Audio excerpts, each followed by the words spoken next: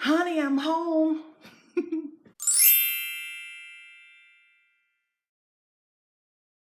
Did you miss me? So, in my last video, I told you that I was preparing to have laparoscopic myomectomy, which is fibroid removal surgery. It's a minimally invasive version of the surgery where they don't do the traditional like C-section cut where they cut you all across your abdomen. They make 4 small incisions, and after surgery, when I looked at the incisions, I was like, oh my goodness, like they're barely there. But don't let the smooth taste fool you, child. I was in pain. The struggle was really real. Thank God for people who care about me, friends and family. I feel so fortunate that I was able to take time to recuperate.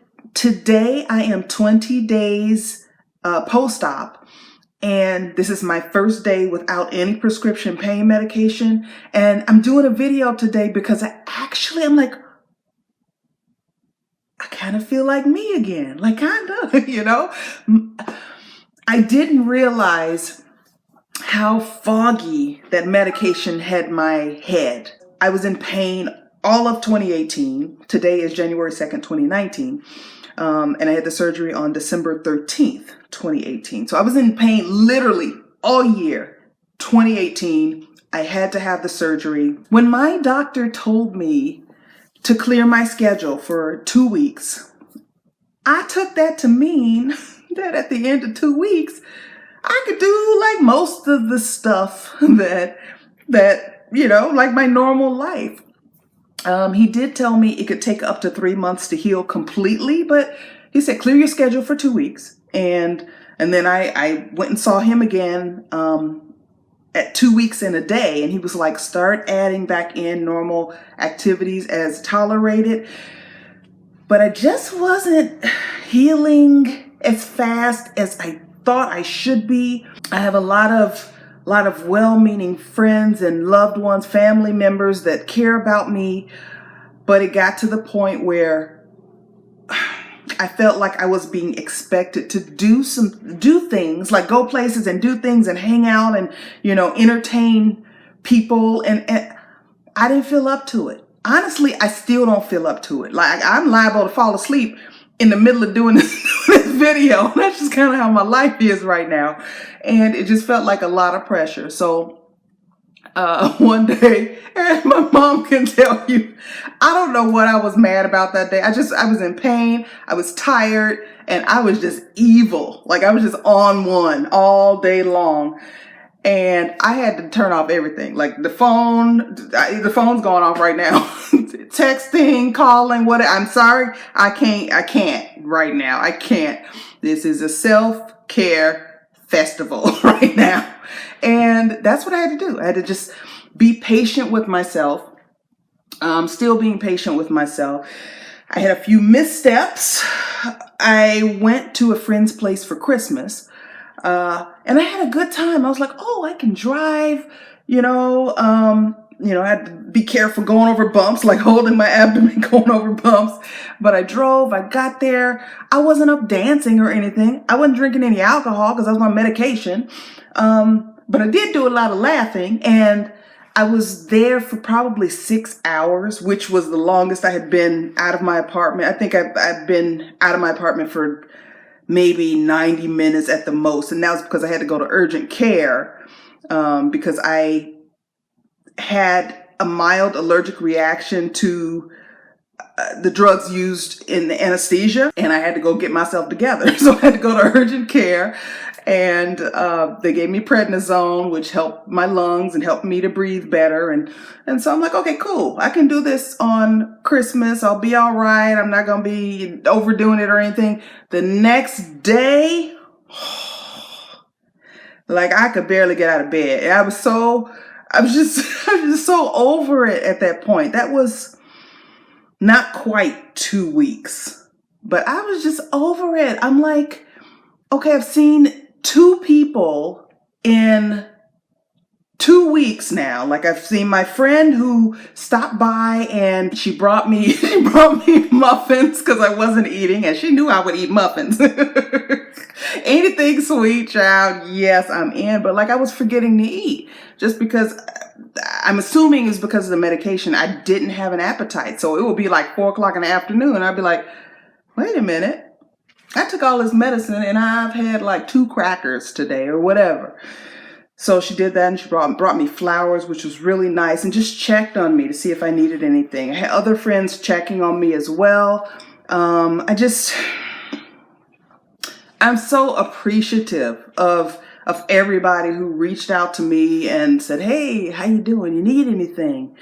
I don't want to sound ungrateful. It just got to the point where I just couldn't text and call, and I had to rest sometime, and I, being invited to hey, you feeling better? Can you come to this?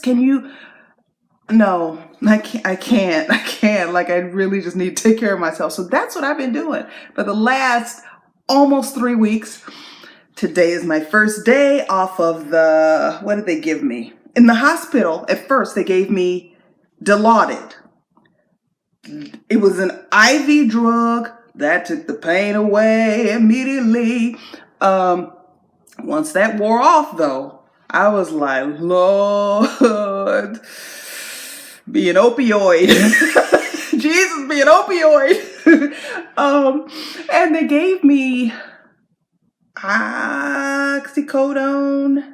I believe it was oxycodone, and that wasn't doing anything. I asked the nurse, why don't I have like a morphine pump? Because I'm hurting right now.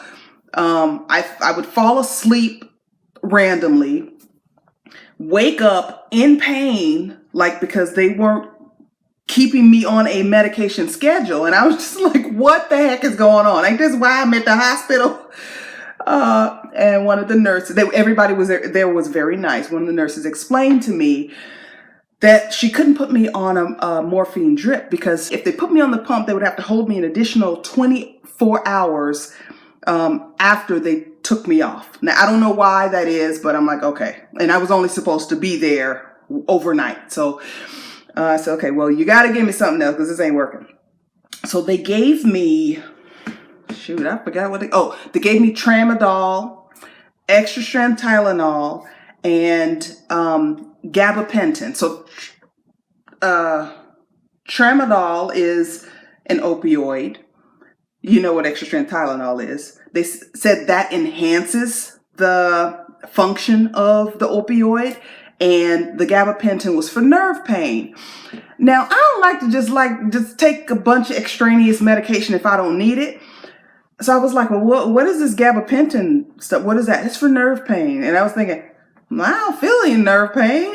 Like, I just feel like pain. Like when they cut your uterus open, like, I just feel that kind of pain. But they gave it to me, and I'm like, okay, maybe I need it. I kept taking it.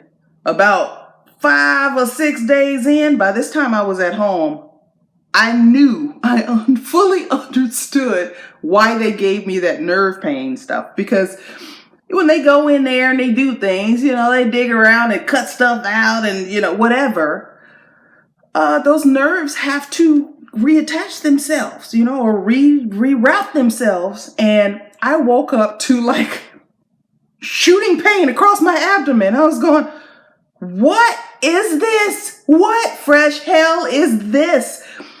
Then I realized what it was. Oh, that's why they gave me the gabapentin. So it had just worn off overnight.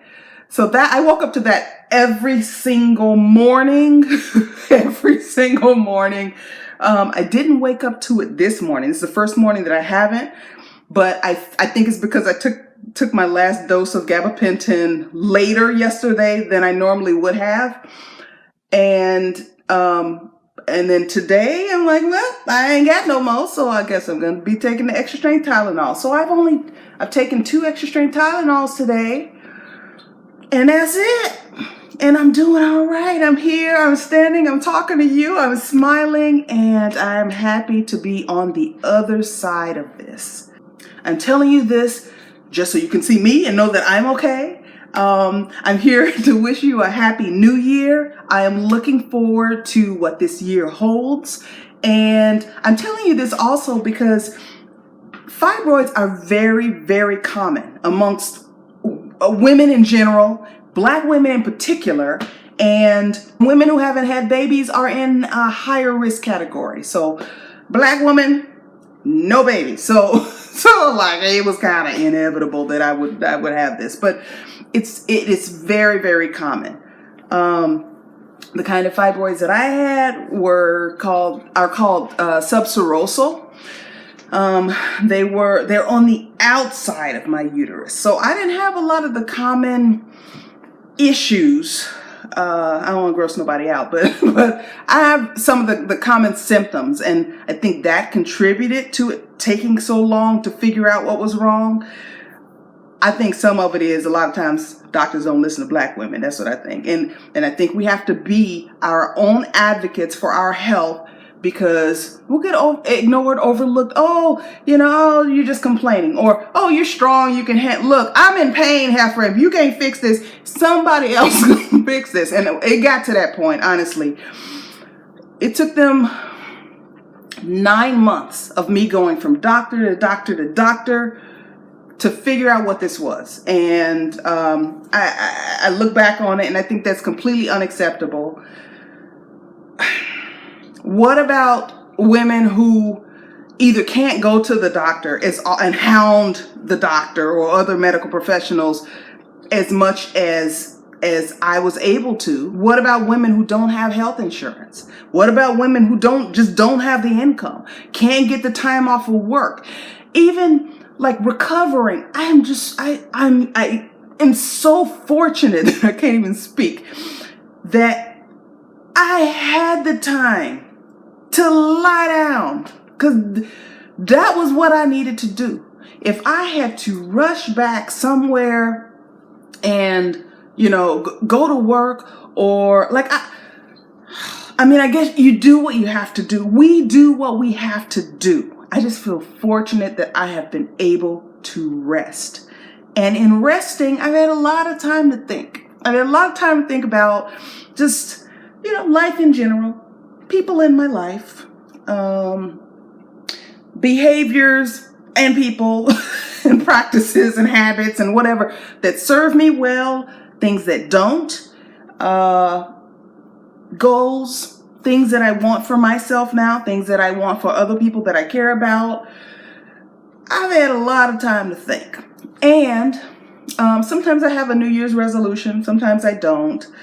I try not to get crazy with it and put a whole bunch of extra stress and pressure on myself. But the one most important thing that I've decided for myself this year is to focus on what matters.